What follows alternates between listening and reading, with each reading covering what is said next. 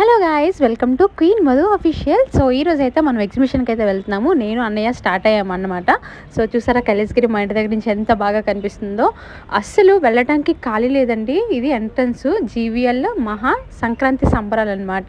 ఇది ఏయూ గేట్లోంచి వెళ్తున్నాము. అసలుకి ఖాళీ లేదు, ఎంతమంది జనాలు ఉన్నారు చూసారా. మేము యాక్చువల్గా ఎవ్రీ ఇయర్ సంక్రాంతి వైజాగ్లోనే చేసుకుంటాం, ఎందుకంటే మాకు విలేజెస్లో ఎవరు లేరని చెప్పేసి మేము వైజాగ్లోనే చేసుకుంటాం.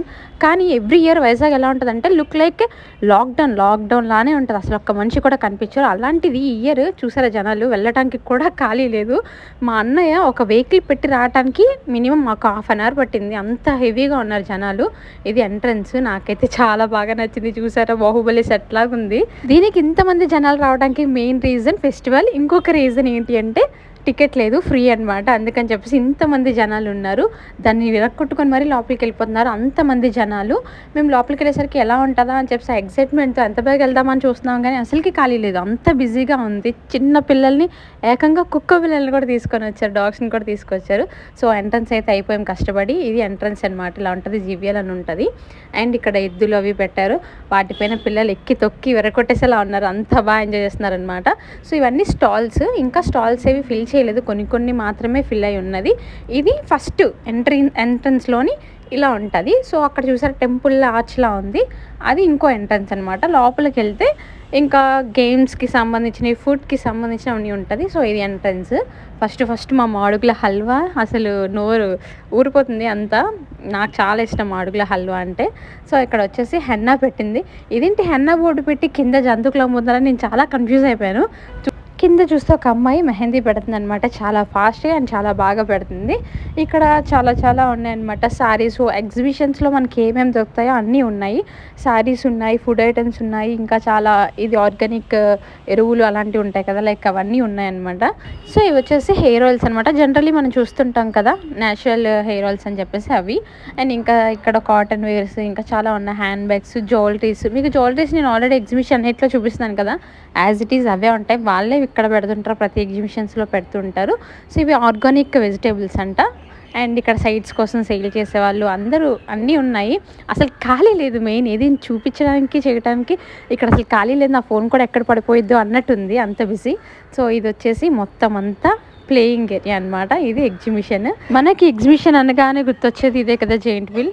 నాకు చాలా ఇష్టం, అంతే భయం కూడా. సో మా అన్నయ్యగడికి అంతే, ఎవ్రీ ఇయర్ మేము కన్ఫామ్గా ఎక్కే వస్తాం, బట్ ఈ ఇయర్ అసలు ఒక్కటి కూడా ఎక్కనే లేదు. బికాజ్ అక్కడ ఖాళీ లేదు, మెయిన్లీ అంత బిజీలో అసలు ఎంజాయ్ చేయబుద్ధి కాలేదు. కొంచెం పీస్ఫుల్గా ఉండాలి, నడవటానికి ఉండటానికి కూడా ప్లేస్ లేదు, అంత హెవీగా ఉంది. సో అందుకని చెప్పేసి మేమైతే ఎక్కడానికి ప్రయత్నించలేదు. మా అన్నయ్య మళ్ళీ వద్దాంలే అన్నాడు. ఇది దాన్ని ఏమంటే కొలంబస్ అంటారు. ఇక్కడ ఉన్నది బ్రేక్ డ్యాన్స్. ఇది చిన్నపిల్లలకి సంబంధించిన గేమ్స్. ఇంకా చాలా గేమ్స్ ఉన్నాయి, చిన్నపిల్లలు అయితే బాగా ఎంజాయ్ చేయొచ్చు. బట్ ఇంత హెవీ క్రౌడ్లో వాళ్ళు ఎంజాయ్ చేయలేకపోవచ్చు, నాకు తెలిసినంత వరకు. మేము కూడా అసలు చేయలేకపోయాం ఎంజాయ్. ఎవరైనా వెళ్ళాలి అనుకుంటే కొంచెం క్రౌడ్ లేని టైంలో వెళ్ళండి, బికాజ్ చిన్నపిల్లల్ని తొక్కి పడేస్తారు, మమ్మల్ని తొక్కేస్తున్నారు, అలా ఉన్నారు జనాలు. సో చిన్నపిల్లలతో వెళ్ళినప్పుడు కొంచెం కేర్ఫుల్గా వెళ్ళండి. అండ్ ఇక్కడ చూసారా, అంటే మన విలేజెస్లో ఉండే హౌసెస్ ఎలా ఉంటాయి అలా కట్టారనమాట ఫొటోస్ తీసుకోవడానికి.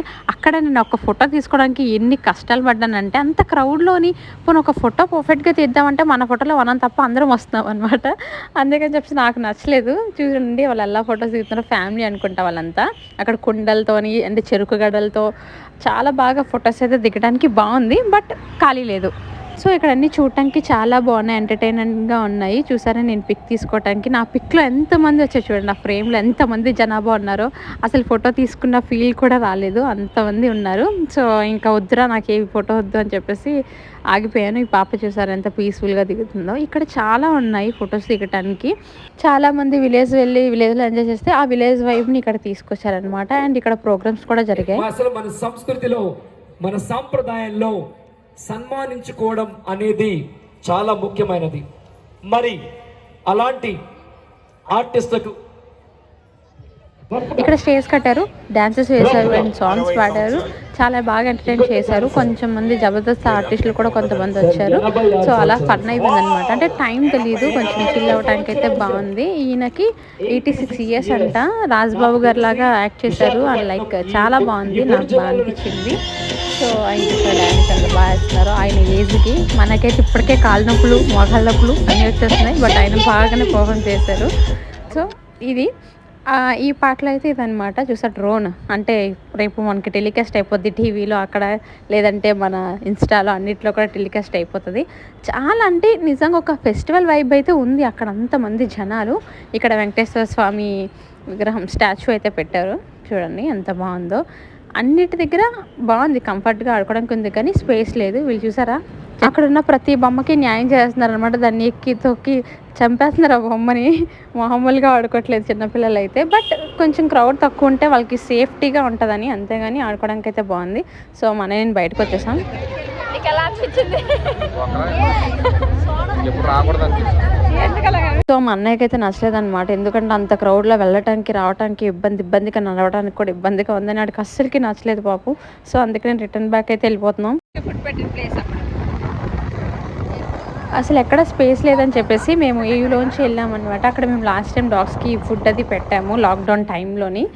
సో ఇంకా అక్కడ కంఫర్ట్‌గా లేదని చెప్పేసి బీచ్‌కి వచ్చాం. బీచ్‌లో ప్రశాంతంగా కూర్చుందామని. ఎక్కడుంది ప్రశాంతత, జనాలు చూసారా ఎంతమంది ఉన్నారో. ఆ బీచ్ రోడ్ నుంచి మా ఇంటికి వెళ్ళటానికి 1½ అవర్ పట్టింది. అంత రష్‌గా ఉంది బీచ్. చాలా ఎక్కువ మంది జనాలు ఉన్నారు. అసలు నేను ఎక్స్పెక్ట్ చేయలేదు ఈ ఇయర్ ఇంతమంది ఉంటారని. అసలు ఎవ్రీ ఇయర్ ఉండరు.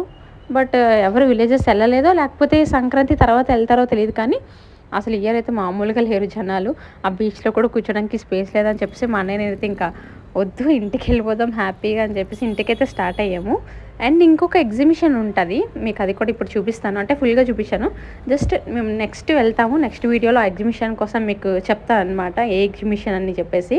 సో ఇదే విశాఖ ఎక్స్పో ఎగ్జిబిషన్ అనమాట. ఇది కూడా బాగుంటుంది, దీనికోసం కూడా నేను వీడియో చేస్తాను. సో మన ఛానల్ని లైక్ చేయండి, సబ్స్క్రైబ్ చేసుకోండి, ఫాలో అవ్వండి, అప్పుడే మీకు వీడియోస్ అన్నీ వస్తాయి. అంతవరకు లవ్ యూ, బై బాయ్.